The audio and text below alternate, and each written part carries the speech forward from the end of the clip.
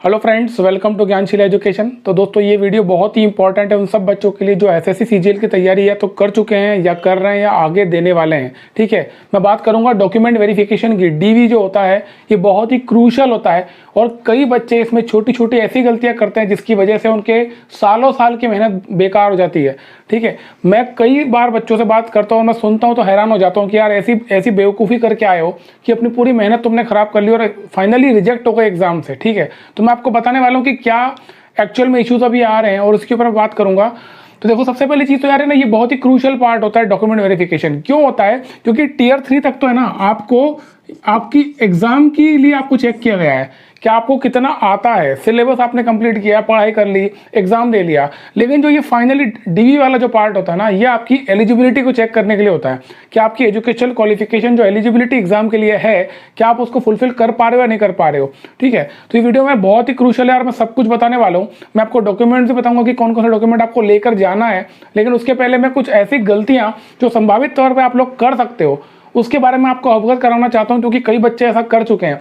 आप खुद देखोगे कई बार हर साल जब फाइनल रिजल्ट आता है ना, तो कुछ बच्चे आपको फिर भी फाइनल रिजेक्ट होते हुए दिखते हैं।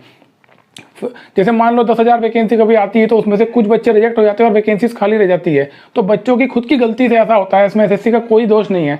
तो आपको ये समझना बहुत जरूरी है कि हम क्या गलती कर सकते हैं और उसको हमको उससे बचना कैसे। ठीक है, तो सबसे पहले चीज़ तो समझो, जो आपका डीवी जो होता है ना, वो रीजनल ऑफिस में होता है।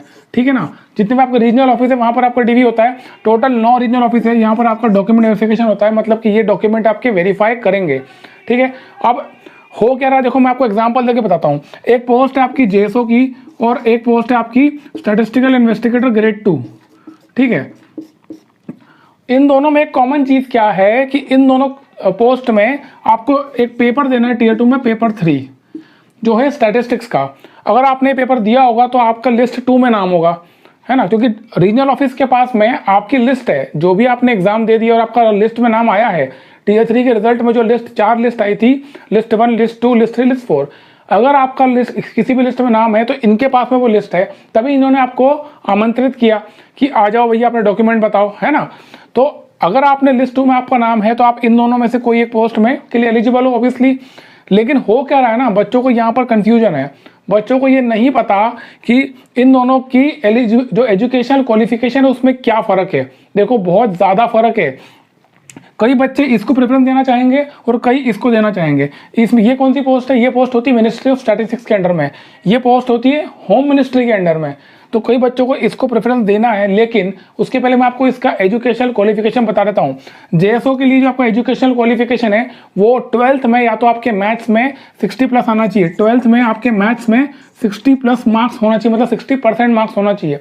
या फिर ग्रेजुएशन में कभी भी आपने एक सब्जेक्ट स्टैटिस्टिक्स पढ़ा हो, है ना। वो कौन सा सब्जेक्ट हो सकता है?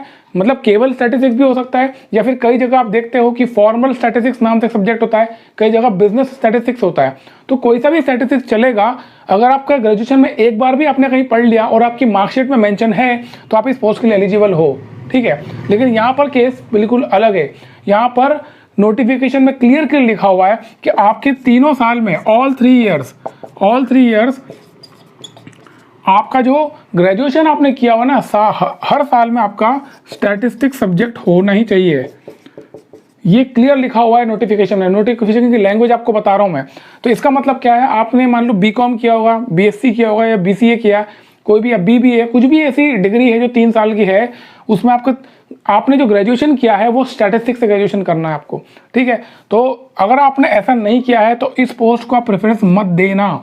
क्योंकि एक चीज़ ध्यान रखना फ्रेंड्स, वो डॉक्यूमेंट वेरीफाई कर रहे हैं, उनको तो सब पता है ना। लेकिन बाय मिस्टेक, बाय चांस अगर आपने ये पोस्ट का नाम भर दिया और आपकी लिस्ट उन्होंने भेज दी ऊपर, जब आपको ये अलॉट होगा ना फाइनली, फिर आपके डॉक्यूमेंट्स इसके अलावा और कहाँ चेक होने वाले हैं? आपके डिपार्टमेंट में।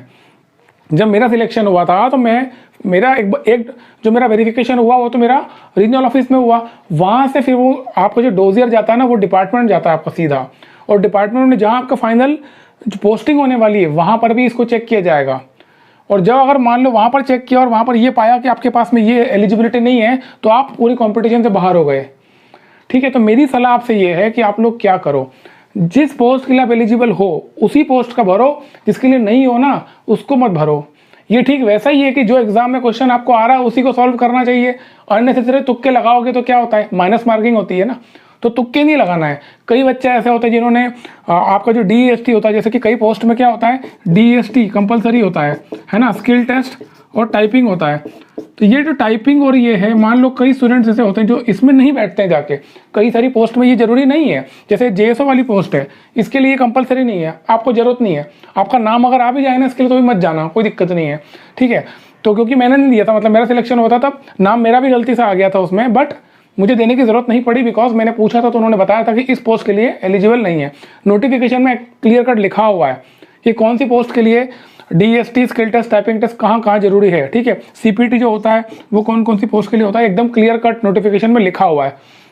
तो अगर आप इसमें अगर नहीं गए, आप नहीं बैठ रहे हो, तो आपको वो सारी पोस्ट के लिए नहीं भरना चाहिए जिस पोस्ट के लिए आप एलिजिबल नहीं हो। जैसे जिस पोस्ट के लिए ये सब अवेलेबल, मतलब ये सब देना है आपको, ठीक है। जैसे कि आप सिंपल सी बात है, अगर आप JSO वाली पोस्ट के लिए जा रहे हो तो आपको स्किल टेस्ट, टाइपिंग टेस्ट देने की जरूरत नहीं है ना। लेकिन वो सारी पोस्ट जैसे कि TACBDT है, TACBDT या CBIC है, और भी कई पोस्ट के लिए जो होता है टाइपिंग टेस्ट होता है, अगर आप टाइपिंग टेस्ट में नहीं जा रहे हो तो फिर आप उसका नाम भी DV में मत लिखो, ठीक है।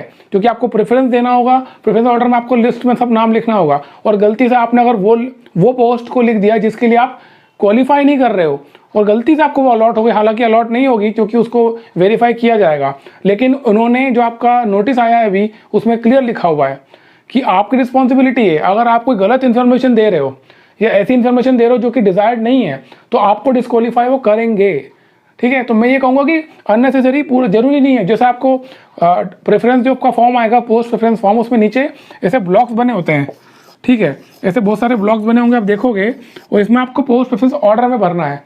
तो मैं कहूँगा जरूरी नहीं कि सारे बक्से भरना ही है अपने को, अपन पहले अच्छी तरह देख लो। मुश्किल से यार 34 या 35 पोस्ट है मेरे ख्याल में, तो देख लो अच्छी तरह से, अपने नंबर के हिसाब से अपना आकलन कर लो कि क्या मिल सकता है, और उसके हिसाब से ही पोस्ट भरना। स्पेशली वो बच्चे जो ये JSO और स्टैटिस्टिकल इन्वेस्टिगेटर ग्रेड 2 में कंफ्यूज हैं, फिर बता रहा हूँ मैं, इन दोनों में अगर तुम्हारे पास में ये एलिजिबिलिटी है ना 3 साल में स्टैटिस्टिक्स, तो ही स्टैटिस्टिकल ग्रेड 2 भरना, अदरवाइज JSO की तरफ जाना। और वैसे मैं आपको ये कहूँगा कि स्टैटिस्टिकल इन्वेस्टिगेटर की पोस्ट कोई इतनी खास नहीं है, वो इसलिए वैकेंसी इस साल निकली क्योंकि इस बार सेंसस होना था, ठीक है। अदरवाइज ये वैकेंसी नहीं आती है, 10 साल में एक बार ही आती है। बट ये वैकेंसी काफ़ी अच्छी है, ये पोस्ट काफ़ी अच्छी है, मैंने खुद में इसमें काम, मुझे एक्सपीरियंस है इस पोस्ट का, और मैं बहुत सारी चीज़ें आपको बता सकता हूँ इसकी प्लस पॉइंट, ठीक है। तो इसमें जरूर भर देना अगर आप एलिजिबल हो तो ये इतनी सी बात थी DV को लेकर के। अब मैं डॉक्यूमेंट आपको बता देता हूँ। डॉक्यूमेंट में आपको ध्यान रखना, सबसे इंपॉर्टेंट तो आपकी 10th की मार्कशीट है, ठीक है। हालांकि आपको जो DV का जो नोटिस आपके इसमें आया होगा, आपकी रीजनल वेबसाइट पे आपको वहाँ पर क्लियर कट लिखा होगा कि आपको DV में क्या क्या लेके जाना है, लेकिन मैं आपको फिर से एक बार रिफ्रेश करा देता हूँ कि आपको क्या क्या लेके जाना है। सबसे पहली चीज़ तो क्या, आपका 10th की मार्कशीट बहुत इंपॉर्टेंट है, क्योंकि उसमें आपकी डेट ऑफ बर्थ लिखी होती है, वही डेट ऑफ बर्थ चलेगी थ्रू आउट एग्जाम में आपकी, और आगे भी जब आपका सिलेक्शन हो जाएगा, नौकरी करोगे, तो आपको जो रिटायरमेंट भी होगा ना, वो उसी डेट ऑफ बर्थ से चलेगा जो 10th की मार्कशीट में लिखी हुई है। उससे अगर आपकी एक्चुअल अलग भी है ना तो उससे कोई फर्क नहीं पड़ता, ऑन रिकॉर्ड जो होता है ना वो इंपॉर्टेंट, वही माना जाता है, ठीक है। इसके बाद आपकी 12th की मार्कशीट होना चाहिए।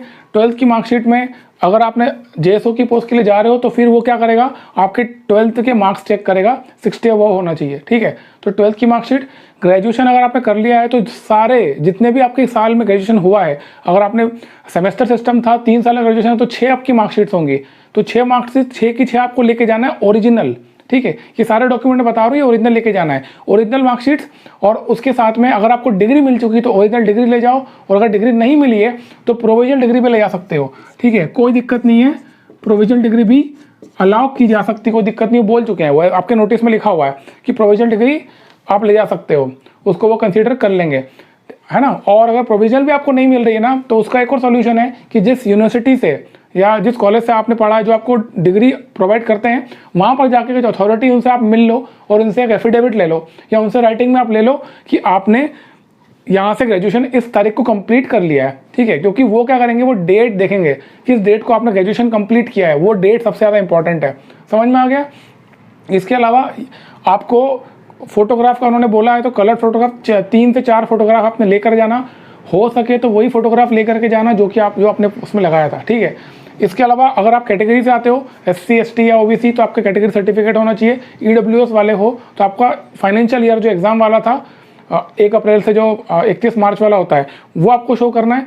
तो उस साल में आपका EWS सर्टिफिकेट होना चाहिए, ठीक है। ये इतने डॉक्यूमेंट आपको किसी भी हालत में लेकर जाना है ओरिजिनल में। और क्या करना, इसकी फोटोकॉपी कर लेना, इसके 3 सेट बना लेना। तो 3 सेट में से क्या करना, 1 सेट तो आप अपने घर पे रख के जाना और 2 सेट साथ में लेके जाना विथ ओरिजिनल, मतलब 1+2 आपको डॉक्यूमेंट लेके जाना है।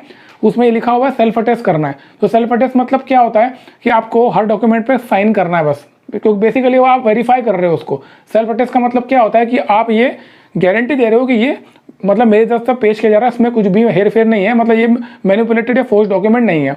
वो अटेस्टेड का मतलब यही होता है, अटेस्ट करने का पर्पज यही होता है, ठीक है। तो सेल्फ अटेस्ट का मतलब आपको सिग्नेचर करना है और कुछ नहीं करना है। बाकी आप जाओगे वहाँ पर तो आपको सारी हेल्प मिल जाएगी, सब कुछ मिल जाएगा। सबसे इंपॉर्टेंट चीज़ तो यही है कि जब भरोगे ना बक्सों को, तो सारे बक्से भरना जरूरी नहीं है। पोस्ट केवल वही भरना जो कि आप लेना चाहते हो। देखो कई स्टूडेंट्स ऐसे जिनका लिस्ट 4 में नाम है, लिस्ट 4 में नाम है ना, उनसे बात कर रहा हूँ। हो आपको ये लग रहा है कि आपका नहीं हो रहा है, फिर भी मैं कहूँगा कि आप DV देना जरूर जाना, जरूर जाओ, क्योंकि आपको ये पता होना चाहिए कि कैसा होता है डॉक्यूमेंट वेरिफिकेशन। ये बहुत ही क्रूशियल पार्ट होता है एग्जाम का। अगली बार जब आप एग्जाम दोगे, एग्जाम क्लियर करोगे, अच्छे रैंक से क्लियर करोगे, तो आपको ये पता होगा कि आप एग्जैक्टली क्या प्रोसेस होती है। तो एग्जाम की अगर आपको यहाँ तक आने का मौका मिला है तो ये भी कोई छोटा अचीवमेंट नहीं है। निराश और हताश होने की जरूरत नहीं है कि यार मेरा लिस्ट 1 में नाम नहीं है, लिस्ट 2 में या लिस्ट 3 में नाम नहीं है। कोई बात नहीं, नहीं हुआ है, यहाँ तक भी पहुँच गए हो तो वो भी कम नहीं है, लेकिन DV को छोड़ना मत। अगर आपको अगला अटेम्प्ट देना है, अगले आपको CGL में अगर कंटिन्यू करना चाह रहे हो, एग्जाम देना चाह रहे हो, तो आपको DV में जरूर जाना चाहिए और एक एक्सपीरियंस आपको लेना चाहिए। और DV में जाओगे ना, तब भी ये पूरी प्रोसेस को बड़ी ध्यानपूर्वक फॉलो करना, ताकि आपको एक्सपीरियंस मिले, आपको किसी से पूछना ना पड़े कि यार DV में क्या करना होता है और कैसा करना होता है, ठीक है। ज़्यादा अच्छा होता है कि हम खुद इस चीज़ का अनुभव करें, क्योंकि इन फ्यूचर आपको फिर से ये काम करना ही होगा। तो 1 या 2 दिन आपका लगेगा, आने का खर्चा ही लगेगा, कोई बात नहीं, लेकिन उसमें अपीयर जरूर होना, ठीक है। तो ये DV के बारे में एक इंपॉर्टेंट चीज़ थी, स्पेशली वो बच्चे जो कि इस पोस्ट के लिए, उनके लिए वीडियो बनाना बहुत ज़रूरी था। किसी एक स्टूडेंट का मेरे पास मैसेज आया था कि सर बना दीजिए, इसलिए बना दिया। और इसके अलावा कुछ पूछना चाहते हो तो कमेंट बॉक्स में लिख देना, वीडियो को लाइक कर दो। थैंक यू सो मच, जय हिंद।